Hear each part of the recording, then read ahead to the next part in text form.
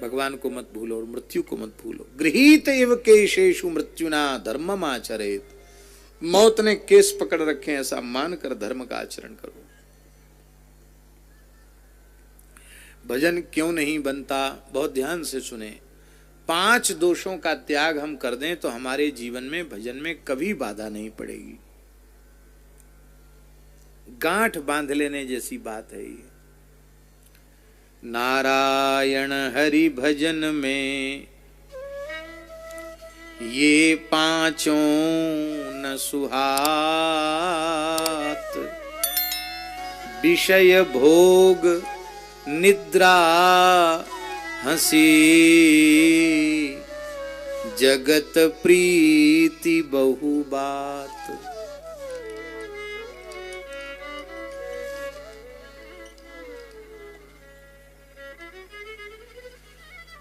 विषय भोग, निद्रा, हंसी और जगत प्रीति और बहुवत, ये 5 चीजें, 5 दोषों को त्याग दो तो भजन में कभी बाधा नहीं पड़ेगी। इन चारों दोषों में प्रधान दोष है पहला मंदा। साधन में प्रमाद, ये पहला दोष है। साधन में कोई व्यक्ति प्रमाद न करे तो सुमंदमति भी नहीं रहेगा, फिर मंद भाग्य भी नहीं होगा, फिर उसके जीवन में कोई उपद्रव भी नहीं होगा।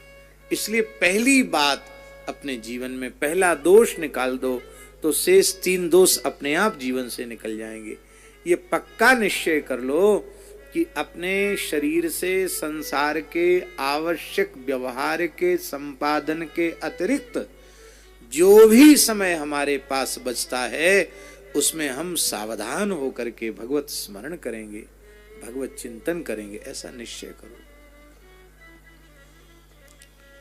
संसार के काम हो जाएं तो बहुत अच्छे, न हो जाएं तो और अच्छे।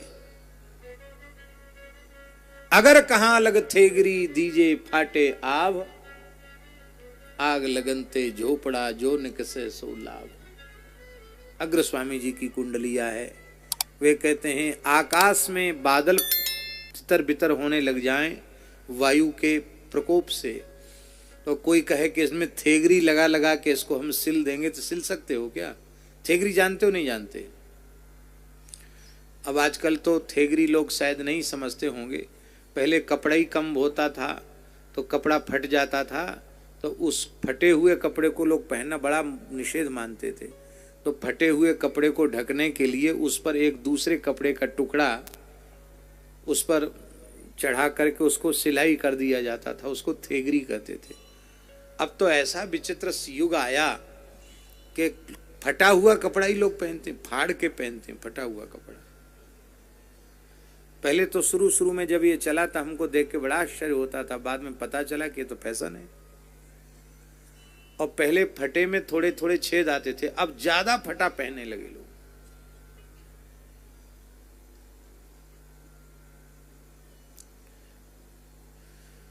और आधुनिक भारत की तस्वीर आपको देखनी हो तो आप हवाई अड्डे पर जाएं,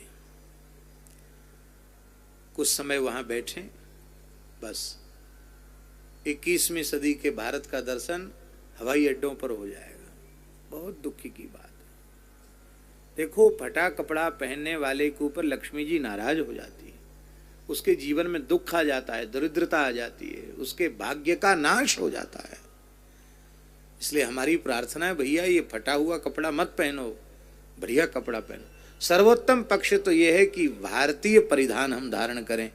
मान लो आप नहीं कर सकते तो कम से कम ठीक ठाक कपड़ा तो पहनो, फटा हुआ क्यों पहनते हो?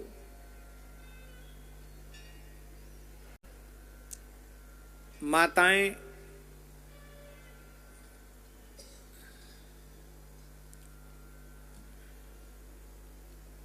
जिन्हें अपने शरीर को ढक के रखना चाहिए,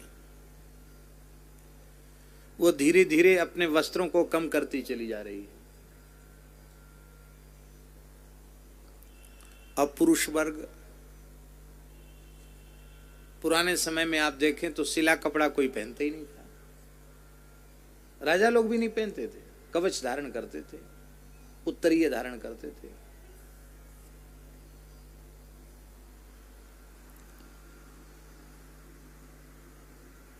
और पुराने समय में बहुत पुरानी बात नहीं, 35-40 वर्ष पहले तक गांव के सामान्य बेचारे ब्राह्मण वो तो आधी धोती पहन लिए, आधी धोती ओढ़ लिए।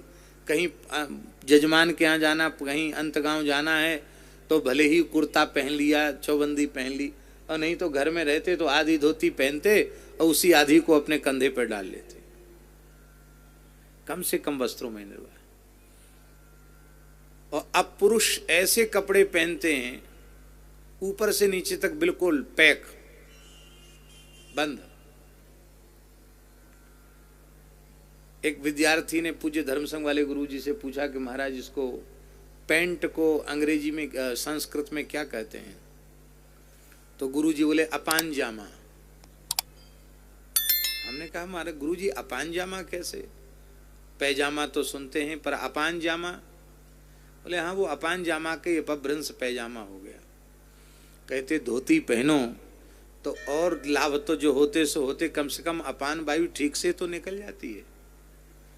और ये अपान जामा इतना मोटा कपड़ा कि अपान वायु भी ठीक से निस्सरित नहीं हो पाती है।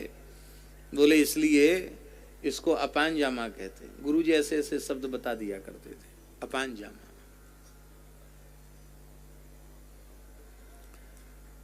माताओं से हम प्रार्थना कर रहे हैं बड़े विनम्र भाव से, आप श्रद्धा और निष्ठा पूर्वक भारतीय परिधान को धारण करें। पाश्चात्य सभ्यता का अंधानुकरण नहीं करें। आप साक्षात लक्ष्मी हैं, आप साक्षात सरस्वती हैं, आप साक्षात दुर्गा हैं। आप अपने ही मर्यादा को स्वयं नष्ट करती चली जा रही हैं और फिर आप हल्ला मचाती हैं कि अन्याय हो रहा है, ये हो रहा है, वो हो रहा है। अरे भाई तुम अपने को तो संभालो।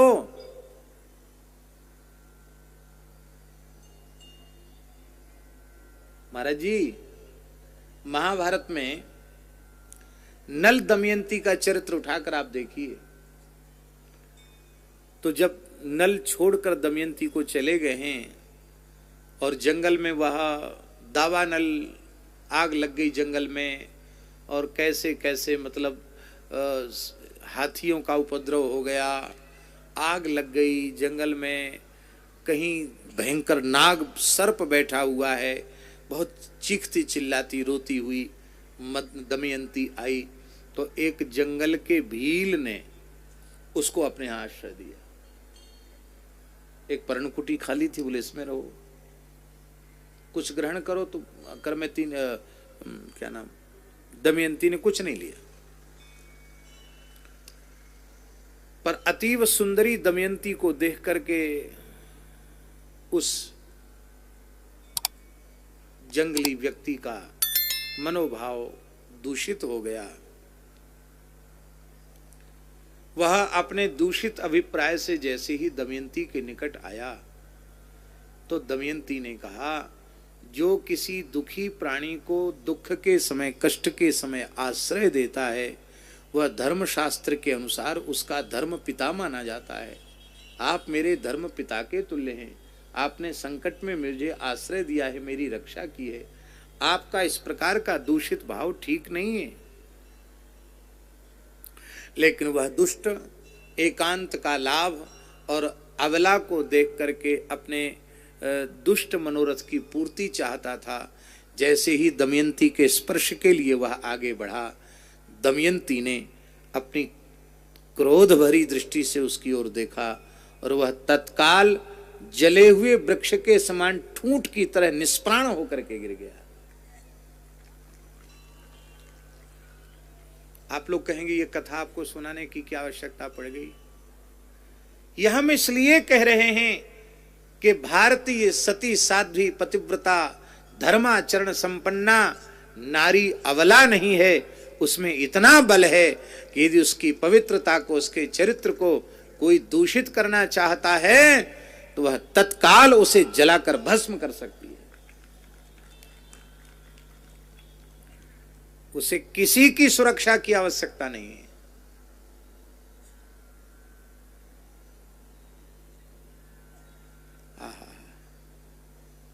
बोलो भक्तवत्सल भगवान की।